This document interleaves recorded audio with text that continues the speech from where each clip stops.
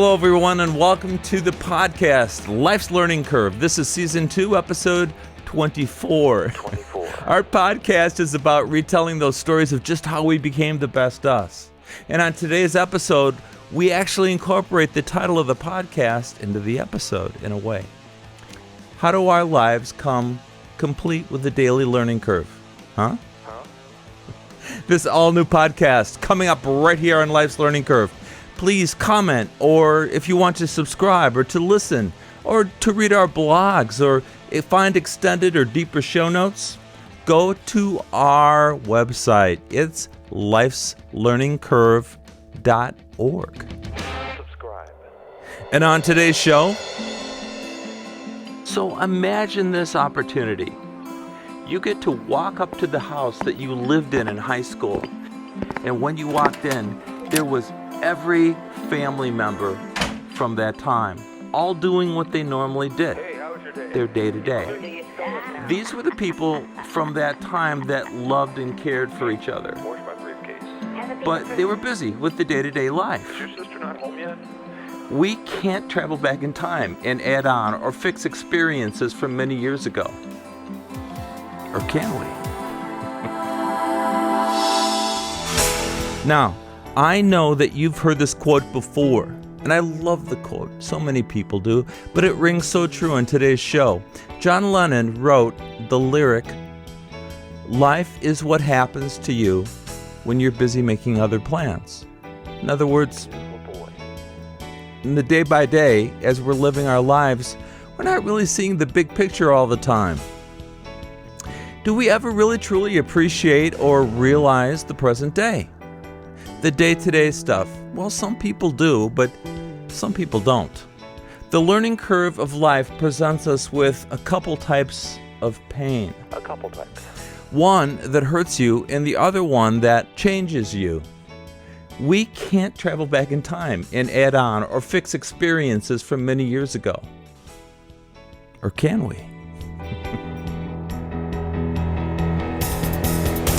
Life's Learning Curve Podcast. I'm Paul Hart. Coming up, the learning curve of life. Stand by. Great films often leave me with a feeling that brings me back to revisit them. So the other night, I rewatched a film on Netflix from 1986. I never thought I'd even watch it again, but it was called Peggy Sue Got Married. It's a fantasy comedy drama about a woman on the verge of divorce named Peggy Sue, and she attends her 25th class reunion, and somehow she finds herself transported back to the days of her senior year in high school. That must be the fantasy part. Peggy Sue is back in 1960, traveling back from 1986. And here, back in her teenage years, she steps back into a regular day as her younger teenage self. So we have a period film set in the year 1960. Flashback. I didn't remember much of this film back from when I saw it in 1986, but I recall the feeling of the nostalgia of some of the music and some of the cool 1950s cars, the beautiful colors, aquas and things. Now 34 years later, here I am watching this movie again. What struck me in watching it in present day as opposed to when I saw it in 1986 was how I felt and how I reacted to it. I related very differently to this film. New perspective. In 1986, I had no children of my own yet. Not married. I had yet to experience close personal family death, and this film in present day hit me harder than I expected. In this movie, Peggy Sue finds herself pushing aside the once important high school troubles and trauma, the angst. And while she's back in 1960, she uses her time in her past to reflect and build on the potential options and possibilities she once overlooked, such as an unfostered relationship with another boy at school, the guy I guess she always wanted to go out with but didn't. Overlooked option. Now she's got a chance to do that again. And making time for her younger sister, who always seemed to be pushed aside in the past. Without giving away the film's journey or conclusion, I felt particular empathy The familiar pain of high school, the dread of some days, and the longing that you wished for. I felt that along with Peggy Sue in this movie. Why? Why? So imagine this opportunity. You get to walk up to the house that you lived in high school. And when you walked in, there was every family member from that time, all doing what they normally did, Hey, how was your day? their day-to-day. These were the people from that time that loved and cared for each other. Where's my briefcase? But they were busy with the day-to-day Is life. your sister not home yet? There is a quick moment when Peggy Sue says, Mom, I forgot you ever looked this young. her mom just dismisses the comment as a compliment from her daughter.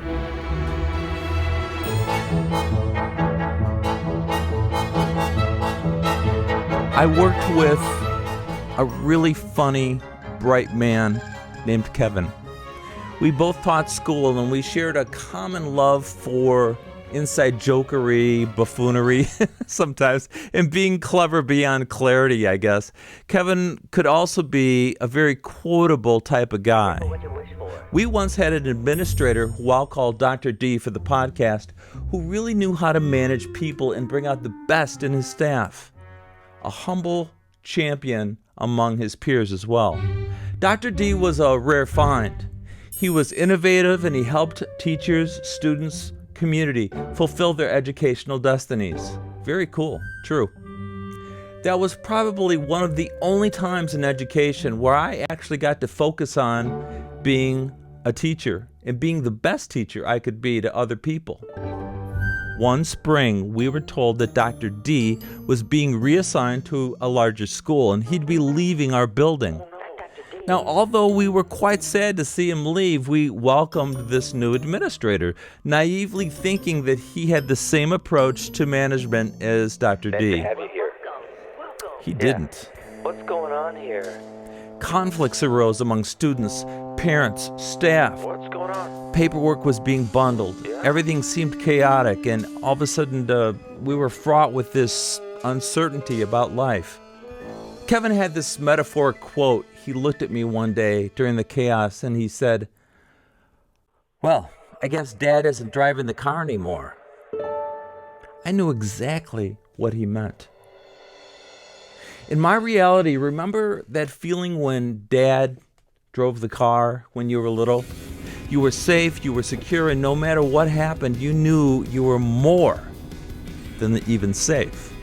In a larger way, as a child, my parents often took family drives on Sundays after church and would usually drive west. We're going for a drive, kids. West was the direction in which my parents were raised, and they liked to go revisit their former college friends sometimes, or just drive around their former graduate school, and they'd see the farmland where they both grew up. Now, our drives usually contained an ice cream stop, an ice cream cone or something like that, which of course I loved. And my father was very preferential. He had certain dairies he liked in the state. He was an ice cream connoisseur. At one time, before children, my father dreamed up a top-notch job for himself. While he was in graduate school, my dad made extra money in college after World War II by starting his own ice cream route delivery service to the farmers in the rural counties of the Chicago area, far west. He had grown up quite poor and he was always looking to seize an opportunity, another way he possibly could make an extra dollar. One day, your Uncle Bill drove me to pick up a refrigeration truck I wanted in Sandwich, Illinois. I had a business idea. Uncle Bill drove me out there. I was young and I rode on the fender of his car all the way out. Less traffic, less everything, country roads back then. I did buy the refrigerated truck from a guy that told me, "Bob, don't ever turn this truck off. If you turn it off, it's never going to start again, and I'm not kidding around. That's what's going to happen. Keep it running. As long as you keep it running, it's fine." My dad said, so I let that truck run for about 10 years, and I never shut it off. Every night I filled it up with gasoline, and I plugged in the refrigeration unit, and everything was icy cold by morning. I was going to sell ice cream by the gallon to the farmers. So each day after my college graduate classes, I'd get the truck and I'd purchase a lot of fresh, high-quality ice cream at the dairy in St. Charles, Illinois. And I sold it at a slight profit to the farming community. And I drove it right to their door. It was like home delivery. The farmers couldn't get enough of it. They loved it. Most farmers treated me like family. Good people, farmers, especially if they like you. And who doesn't love seeing the ice cream truck pull up? Most farmer families would eat 6 to 10 gallons of ice cream a week. Some ate more. These were hard-working families, Paul. They had good-sized appetites. It got so I sold more ice cream than I could fill my refrigerated truck. Your Uncle Bill was a pilot for TWA Airlines. On his days off, he'd fill in for me while I was in class at college. Some farms I'd come to, I'd deliver 2 to 3 times a week. That's a lot of ice cream to eat. It was how we made enough money to put a down payment on the house we live in now.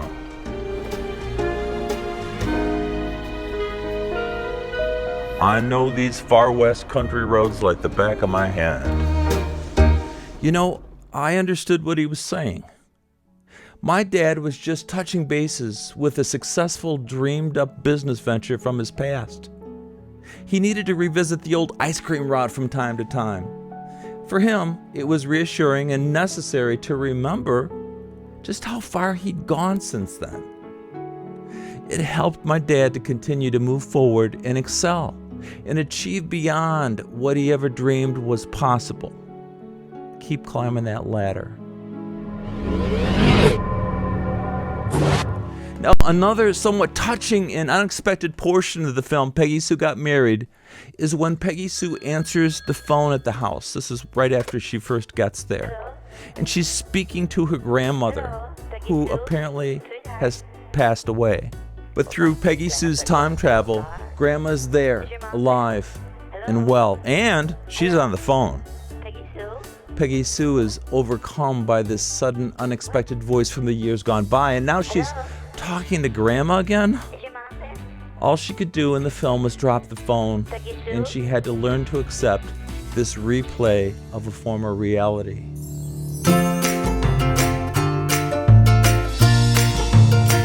For me, I had a really strong relationship with my grandpa.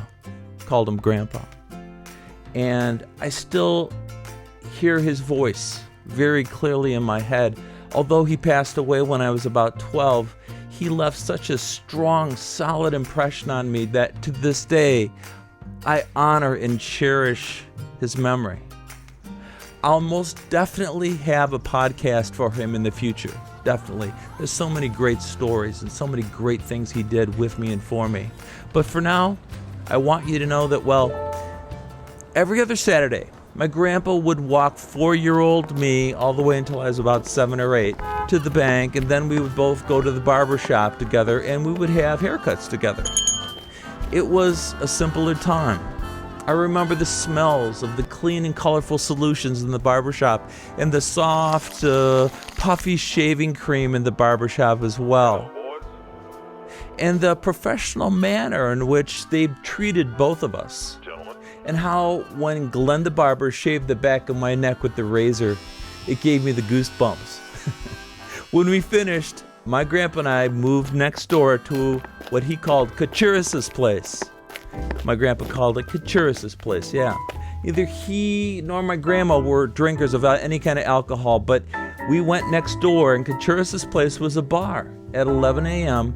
Saturday morning, Grandpa had a cup of coffee and a cigar, and Mr. Kachuris served me a small-sized chocolate sundae.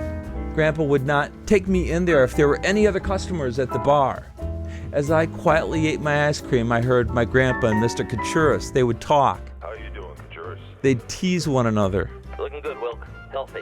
That's because I stopped eating your food. And they'd share stories of teaching school and the community and how things used to be. Remember when old Benson lost his car?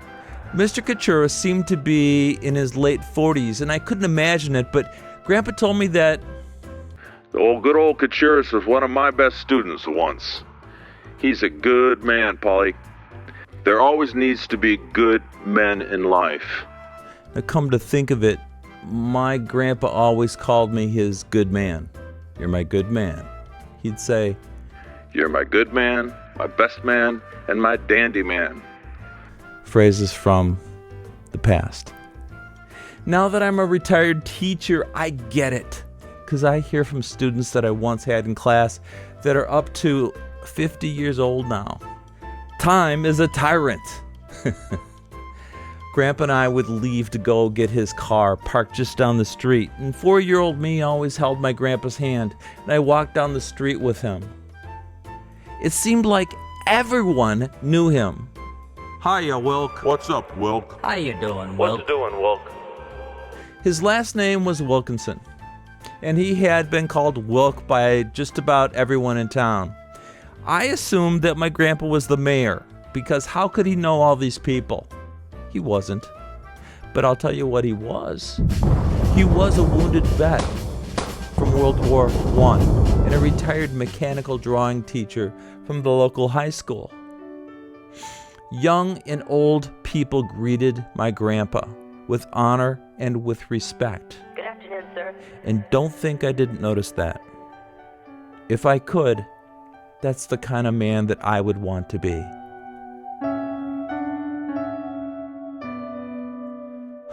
Just one more conversation with Grandpa. Yeah, I'd like that.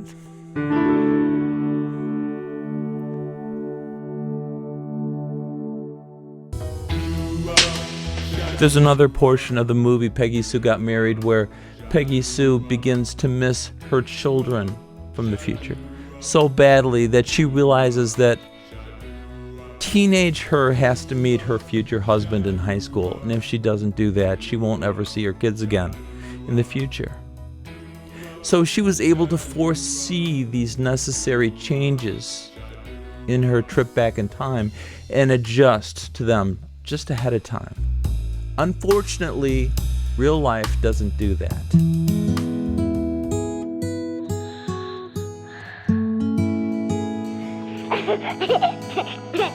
When my firstborn daughter, Heidi, was growing up, she and I had a very close bond, I'm proud to say. She was my little girl, and I had that natural need to protect, love, and nurture that most all fathers do. For as long as I could remember, probably up to 7th grade, when we ever crossed a busy street, I would hold out my index finger and Heidi would grasp it with her entire little hand, and we would cross safely. Daddy's here. He'll always keep me safe. She knew that I looked out for her always, and as she got older, she kept an eye out for me as well. When her college years came around, my daughter Heidi spent the first 3 summers back at home, and I always looked forward to having her back home in the house. Hey, welcome home, honey. I couldn't wait. It somehow made my life full again. Good to see you, Heidi. It always seemed unnatural to have her gone, but was your drive? I never told her that. There was one particular summer that was hard on Heidi.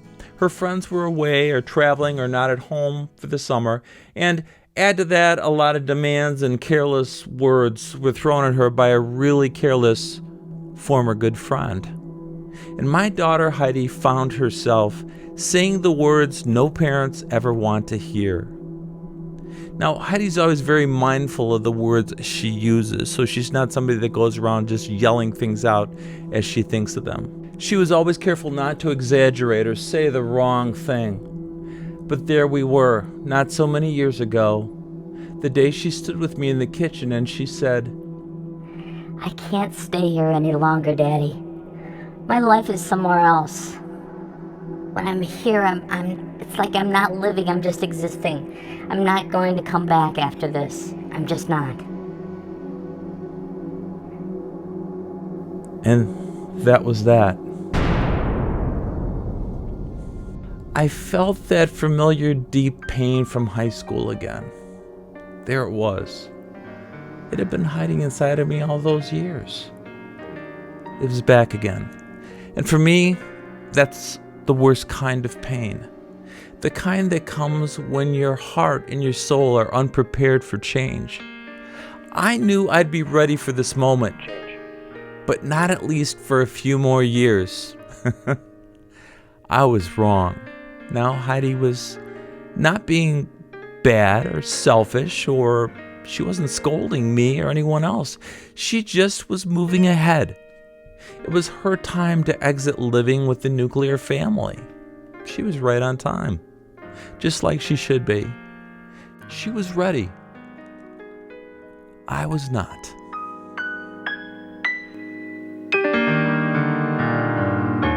How was your drive? As a parent, you spend a great deal of your life making sure your children are ready for what's coming ahead of them. Telling them about kindergarten, what sports might be like, and what to expect. But this was the first time I blindsided myself. Since then, Heidi has done so well with her life and her career, and I continue to be her biggest fan. It's not that she never came back or anything. She just doesn't live in the house anymore. So we call and we talk as often as we can, and we laugh about our past and our life together. She still has Daddy's sense of humor, kind of her version of it.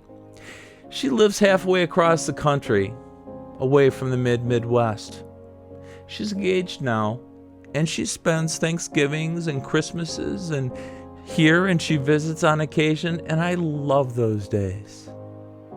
But I have to say, those childhood years fly by, then they're gone.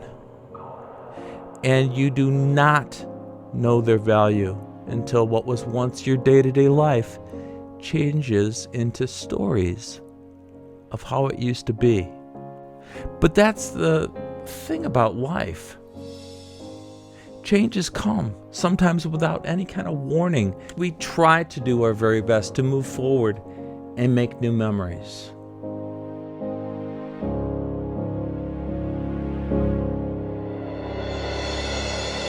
When I think of my high school experience, time has healed any pain.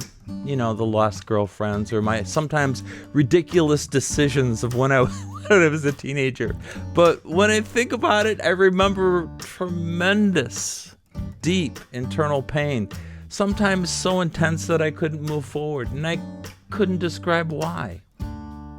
Deep in my heart, it was a familiar pain, a constant pain. I always had that anxiousness that I needed to be home to get the phone. There were no cell phones back then, and just landlines, and I didn't want to be left out or miss a call, an opportunity. Now, this type of idiocy kept me away from those who loved me most, my family, some vacations, dinner out with my parents, dinner out with my grandparents, visits with my family. They'll always be around.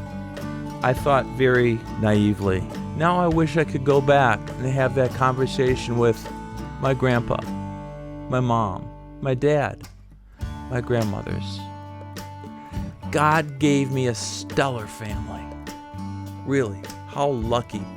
It was up to my free will as to what I did with them. Not to say I never connected with my family. I did. I went to a lot of family events. However, I know that I missed some quality moments waiting for a stupid phone call that never came. Ever.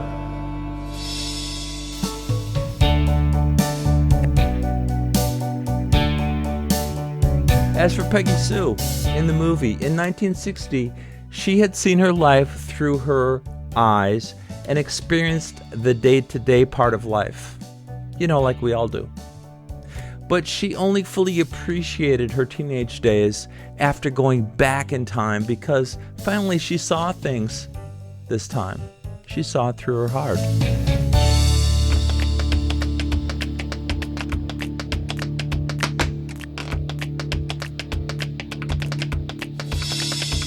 I think we all might like to relive a day at home with our families from our high school and teenage days. There are so many things to appreciate Food. Mom's food. The good stuff and the bad stuff. Roast beef. The decor of the house. Smells from the kitchen. My mom burned candles. Even the smell of my mom's cologne, her perfume, I should say. Holding the flashlight for Dad. My mom's voice. Now, just hearing replays of my mother's voice on old VHS videotapes calms me. Oh, that's so funny. It relaxes me. So does my dad's voice. Now check out, there's a podcast about this of the same name called My Dad's Voice. It's one of our podcasts.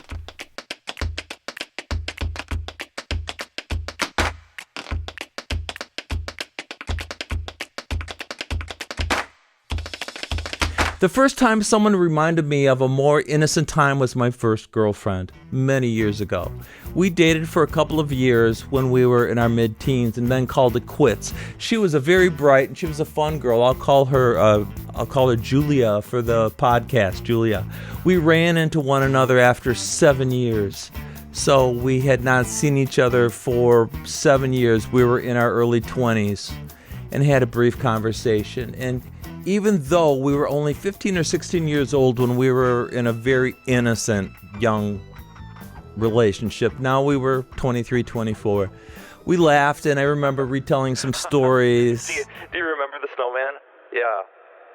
We're going to wrap things up, and Julia laughed, and she finally concluded and said, Those are such innocent times. I couldn't help but notice some sadness in the delivery of those words. Even though only 7 years had passed, that was when I understood that her life had probably moved forward in a much more complicated progression, an entirely less carefree manner than mine. I had just graduated college and I was now in the workforce, and life had handed me this huge unpainted picture. My life was in front of me, and I still felt all that innocence from 7 years before, even though I was 23 or 24 years old. But Julia didn't. Now, many years later, I found out that after high school, Julia had experienced the death of a parent, a surprise pregnancy, and a few deep legal issues, all before the age of 22. Julia felt the tragedy of things. For me, I was still full of hope and promise. I had the innocence still. For her, a much more innocent time had too quickly passed her by. Let me go.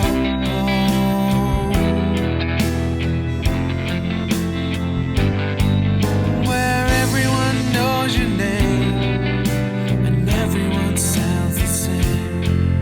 Where everyone knows your name and everyone sounds the same.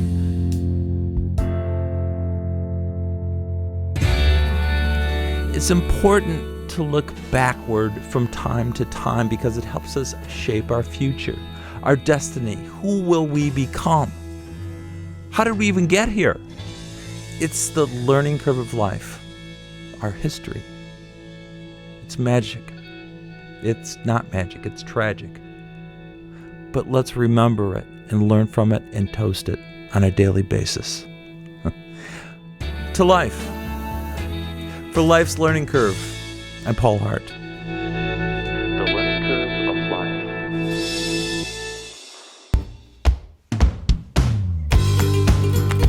life. Life's Learning Curve podcast is put together by producer Paul Hart with assistance by Andrea Roman, Harold Adey, and Sebastian T. Dog. We're mixed by Heidi Cerner, technical director Hal McDonald. As always, music and audio assistance by Riley Hart.